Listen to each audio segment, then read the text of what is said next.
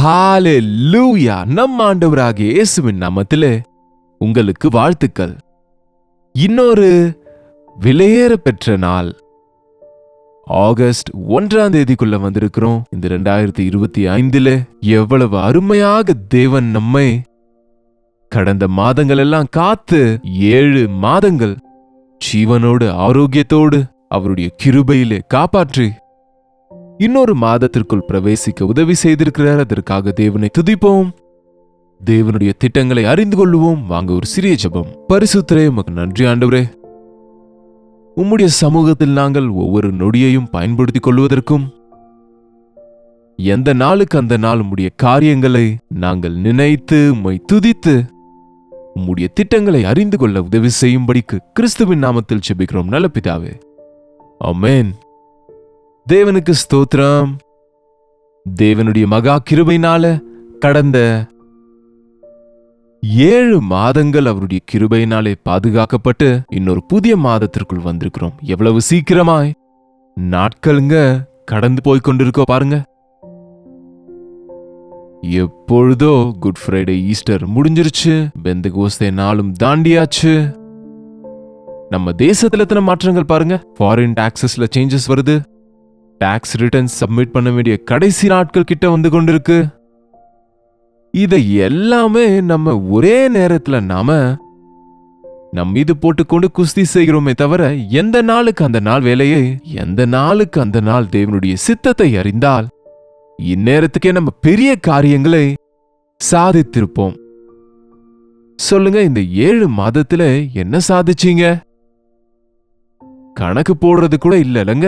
பைபிள்ல மோசே சொல்லுகிறாரு 90ஆம் சங்கீதத்தில் 12ஆம் வசனம் பாருங்க. சங்கீதம் 90 12வது வசனம். நாங்கள் ஞான இருதயம் உள்ளவர்கள் ஆகும்படி எங்கள் நாட்களை என்னும் அறிவை எங்களுக்கு போதித்தருளும். நாட்களை எண்ணுவதற்கு கற்றுக்கொள்ள வேண்டும். 10 வருஷம் தானே என்போம். ஆனா அந்த 10 வருஷத்தில் எத்தனை நாட்கள், எத்தனை மாதங்கள் இருக்கிறது? நமக்கு ஒவ்வொரு நாளும் ஒரு புதிய நாளாய் ஆண்டவர் கொடுக்கிறார். ஒவ்வொரு நாளும் ஃபுல்லி பேக்டு 24 hours பேக்கேஜ் நமக்கு கொடுக்கிறாரு. என்ன செய்கிறோம் 24 ஹவர்ஸ்ல? யோசித்து பாருங்க, எவ்வளவு நேரத்தை நம்ம வீணடிக்கிறோம்.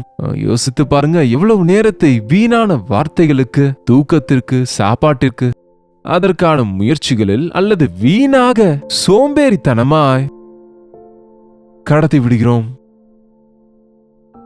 தேவனுக்கு ஒரு திட்டம் இருக்குங்க. அந்த திட்டத்தில் நாம அவரோடு கூட நடக்க கற்றுக்கொள்ள வேண்டும். அதற்கு தான் காலமே வாங்க. அவருடைய சமூகத்தில் அவருடைய சித்தத்தை அறிந்து கொள்ளுங்க.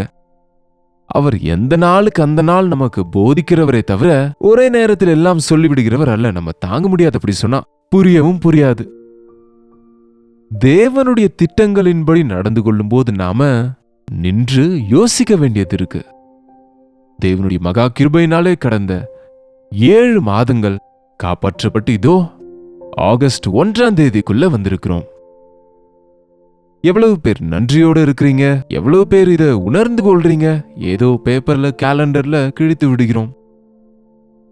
ஏதோ கடிகாரத்தில் முள் சுற்றி கொண்டிருக்கு என்று நினைக்கிறீங்களா? அல்லது ஒவ்வொரு நாளும் 24 மணி நேரம் தேவன் எனக்கு கொடுத்தாரு, இதை நான் பயன்படுத்திக் கொள்ள வேண்டும் என்கிற ஆசையோடு இருக்கிறீங்களா? நீங்க எங்கள் நாட்களை எண்ணுவதற்கு எங்களுக்கு கற்றுக் கொடுங்க. வருஷத்துக்கு ஒரு முறை வருஷ கடைசியில நாம நியூ இயர் அப்ப பெரிய ஆர்ப்பாட்டம் செய்வோம். இன்னொரு வருஷம் கொடுத்தீங்க ஆண்டவரேன்னு. ஆனா இன்னொரு மாதம் கொடுத்தீங்க ஆண்டவரேன்னு அவர் துதிக்க வேணாமா? என்னங்க, இப்பொழுதே நமக்கு 2025ஆம் வருஷத்துல 213 நாட்கள் ஆயிடுச்சுங்க. 13வது நாள் இன்றைக்கு. அதுக்குள்ளேயே 212 நாட்கள் முடிந்தது. என்ன சாதித்தோம்? இந்த வருஷத்துல பாதியை விட அதிகமா முடிஞ்சிருச்சு. தேவனுடைய கிருபை இருந்தா, நமக்கு ஆயுசு இருந்தா, அவருடைய வருகை தாமதமானால் இன்னும் நமக்கு ஒரு 152 நாட்கள் இருக்கு. 365 நாட்கள்ல எவ்வளவு முடிஞ்சிருக்குன்னு பாருங்க. 212 நாட்கள் முடிஞ்சிருச்சு.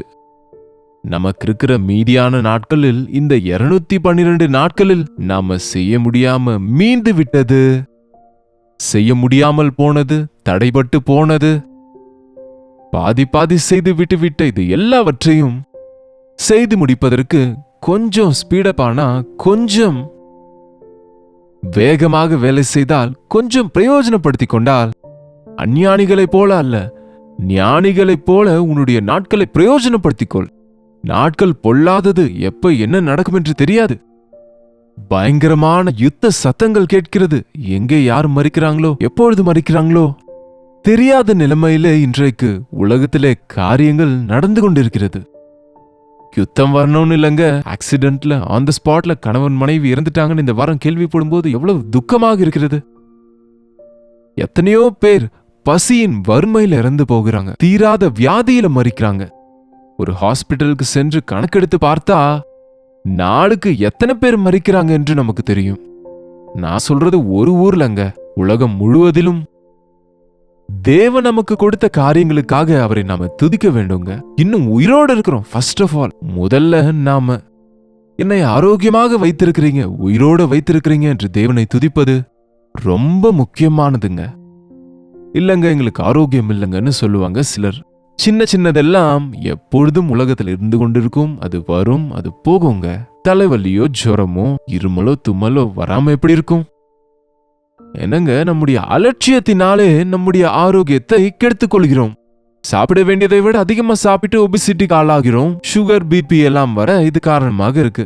ருசியை பார்க்கிறோம் தவிர இயற்கையான தேவன் செய்த காரியங்களை சாப்பிட மறுக்கிறோங்க. முக்கியமாக வேலை செய்யாதவன் சாப்பிடக்கூடாது என்று பவுல் சொல்லுகிறாரு. இன்று எத்தனை பேர் நான் இன்றைக்கு என்ன வேலை செய்தேன் என்று யோசித்து சாப்பிடுகிறாங்க? நான் இவ்வளவு நல்ல அருமையான உணவை சாப்பிடுவதற்கு காலையிலிருந்து என்ன வேலை செய்தேன்? எதுவும் செய்யாம உட்கார்ந்து கொண்டு பின்பு உணவுக்காக ஏன் நான் அவசரப்படுகிறேன்? யோசித்து பாருங்க. வேலை செய்யாதவன் சாப்பிட கூடாதுங்க. ஒவ்வொருவனும் தன்னுடைய சொந்த கையினாலே உழைத்து வேலை செய்து சாப்பிட வேண்டும். பெற்றோரோடு கூட நீங்க இருந்தா நீங்க உழைத்து உங்க பெற்றோருக்கு உதவி செய்யணும். Yes, even if you are a student. நீங்க ஸ்டூடெண்டாக இருந்தா கூட பெற்றோருக்கு நீங்க தற்காலிகமாவது ஏதாவது ஒரு விதத்துல நீங்க உதவி செய்யணும். எத்தனை பேர் இன்றைக்கு எந்த வேலையும் இல்லாம இருந்து பிசாசுக்கு இடம் கொடுக்கறாங்க? செயலற்றவனின் மூளை பிசாசினுடைய பட்டறை என்று சொல்லுவாங்க பாருங்க. சோம்பேறியின் மூளை பிசாசினுடைய பட்டறை. அது அவன் பித்து பிடித்த முயற்சிகளை உங்கள் மூளையில செய்து கொண்டிருப்பான். தேவனுடைய வசனத்தை தியானியுங்க. தேவனுடைய ஏவுதல்களுக்கு கீழ்ப்படியுங்க. அவருடைய சமூகத்தில் ஜெபம் பண்ணுங்க. உங்களுக்கு தெரியுமா, ஜெபிக்கிறவன் வேலை செய்வான். ஜெபமே ஒரு வேலை. முழங்காலிட்டு ஜெபிப்பது என்பதை ஒரு சோம்பேறி செய்ய முடியாது. விழித்திருந்து ஜெபிப்பது என்பது எங்கேயும் சாய்ந்து கொள்ளாமல் நேராக நின்று முழங்காலிட்டு நீங்க ஜெபித்து பாருங்க. உங்களுக்கு எவ்வளவு பெரிய தரிசனங்கள் கிடைக்குமோ, எவ்வளவு பெரிய ப்ராம்ப்டிங்ஸ், ஏவுதல்கள் உண்டாகும். எதை செய்ய வேண்டும், எதை செய்யக்கூடாது, எங்கே போகணும், எங்கே போகக்கூடாது, எப்பொழுது என்ன செய்யணும் என்கிற விஷயங்கள் எல்லாம் எனக்கு அநேக முறை 99% நான் ஜெபிக்கிற நேரத்தில் தான் பரிசுத்த ஆவியானவர் எனக்கு வெளிப்படுத்துவார். எனக்கு உங்களுக்கு என்ன, எல்லாருக்குமே. நீங்க ஜெபிக்காததுனால தான் ஒன்றும் தோணலன்னு சொல்றீங்க. என்ன செய்யணுமோ தெரியவில்லை என்று சொல்றீங்க. என்ன செய்தாலும் அது வாய்க்கலன்னு சொல்றீங்க. வசனத்தை தியானித்து தேவனுடைய உதவியை கேட்டு எந்த வேலை செய்தாலும் ஆசீர்வதிக்கப்படுவோம். அந்த வேலை, இந்த வேலை, மண் வேலை, சின்ன வேலை, பெரிய வேலை, கூலி வேலைன்னு கவலைப்பட வேண்டிய அவசியமே இல்லைங்க. நீங்க எந்த வேலை செய்தாலும் அந்த வேலையில் தேவன் உங்களை ஆசீர்வதிப்பார். அன்றைக்கு யோசேப்பை கொண்டு போய் அங்கே அந்த போர்த்திபாரின் வீட்டில் அடிமையாக விற்ற போது என்ன வேலை செய்தார் அவரு? வீட்டை தொடச்சாரு, பாத்திரங்களை கழுவினாரு, என்னங்க மிருகங்களை பார்த்து கொண்டாரு, கூலிக்கான வேலை செய்தார். ஆனா மனப்பூர்வமாக செய்தாரு. தேவன் அவனோடு இருந்தார். ஆகவே அவன் செய்ததெல்லாம் வாய்த்தது என்கிற விஷயத்தை எஜமான் உணர்ந்து கொண்டார். அவனுக்கு ப்ரமோஷன் கொடுத்தாரு. அடிமையை வேலைக்காரனா செய்து கொண்டாரு. அதன் பின்பு விசாரணைக்காரனா செய்தாரு. என்னங்க, he became an overseer. அதன் பின்பு அவனை மேனேஜராக செய்தார். அதன் பிறகு அவனை மொத்த வீட்டையும் அவன் கையில கொடுத்துட்டாரு. நீயே பார்த்துக்கோ, நான் செய்வதை விட நீ நல்லா செய்கிறேன்னு. கொஞ்சத்தில் உண்மையா இருக்கிறவனுக்கு அநேகம் கொடுக்கப்படும். நம்மில் சிலருக்கோ, எனக்கு சின்ன வேலைங்க, எனக்கு சின்ன வருமானம் தான், எனக்கு சின்ன வியாபாரம் தான், இது ஒரு சின்ன தொழில் தான் என்று நின்று விடுகிறோம். அதனாலதான் பெருக்கத்தை பார்க்க முடியவில்லை. நீங்க எந்த வேலை செய்தாலும், எந்த தொழில் செய்தாலும், உங்க விவசாயமா இருக்கட்டும், உங்க குயவன் வேலையா இருக்கட்டும், உங்க தச்சன் வேலையா இருக்கட்டும், உங்க கம்ப்யூட்டர் வேலையா இருக்கட்டும், சரி, இப்பொழுது நீங்க செய்கிற பலவிதமான ஆப்ஸ் வந்து விட்டது. அதுல எத்தனையோ காரியங்களை செய்கிறீங்கல்ல. அக்கவுண்டிங் ஆக இருக்கட்டும், வேற ஏதாவது இருக்கட்டும், எதுவா இருந்தாலும், தேவனே உம்முடைய கிருபை எனக்கு கொடுங்கன்னு ஜெபத்தோட செய்யுங்க. காலையில இருந்து சாயந்தரம் வரைக்கும் நீங்க சிக்கிக்கொள்ள அவசியம் இல்லாம you will get the solutions. You will finish the work successfully. தேவனுடைய உதவியோடு நாம ஒவ்வொரு நொடியையும் பயன்படுத்தி கொண்டால், ஜெபத்துக்கு நேரம் இல்லைன்னு சொல்லுவாங்க அநேகர்.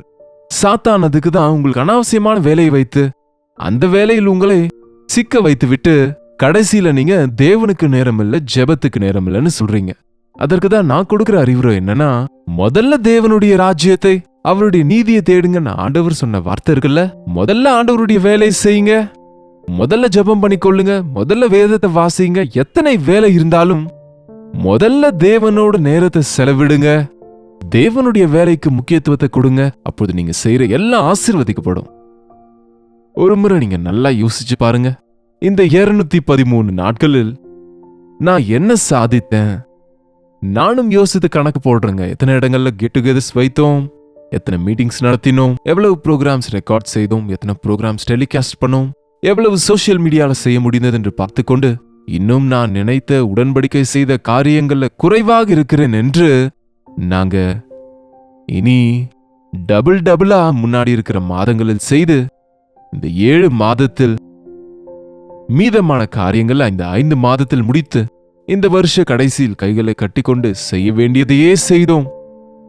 அப்பிரயோஜனமான ஊழியக்காரர் என்று சொல்ல வேண்டியிருக்குங்க. நான் எதையோ செய்து விட்டேன் என்று யோசிக்கிறதுனால பிரயோஜனம் இல்ல. செய்ய வேண்டியதை தான் செய்திருக்கிறோம்.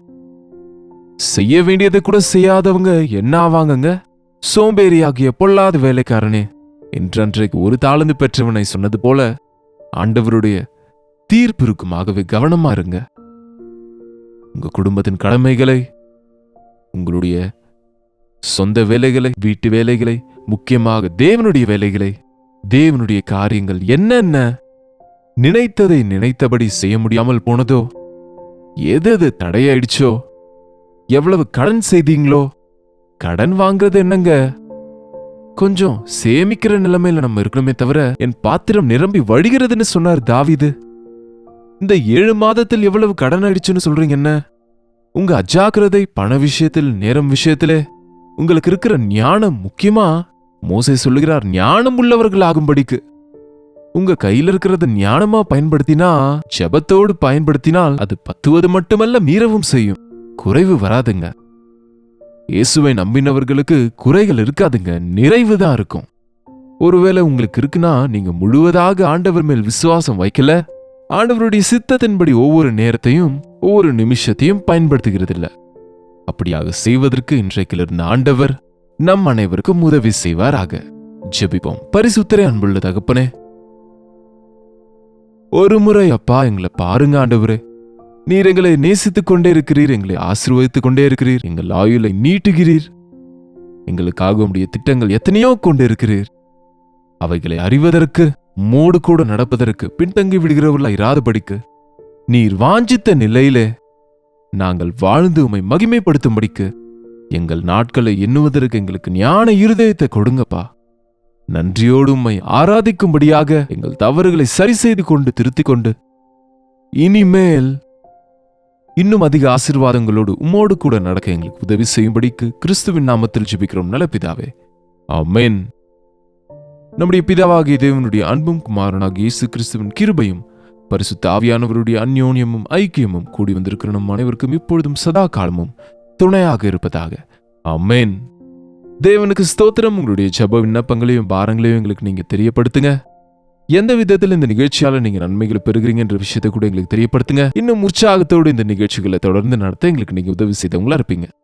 8939801234 என்கிற நம்பருக்கு ஒரு டெக்ஸ்ட் அல்லது வாய்ஸ் மெசேஜ் மூலமாக நீங்க எங்களுக்கு வாட்ஸ்அப்ல அனுப்புங்க.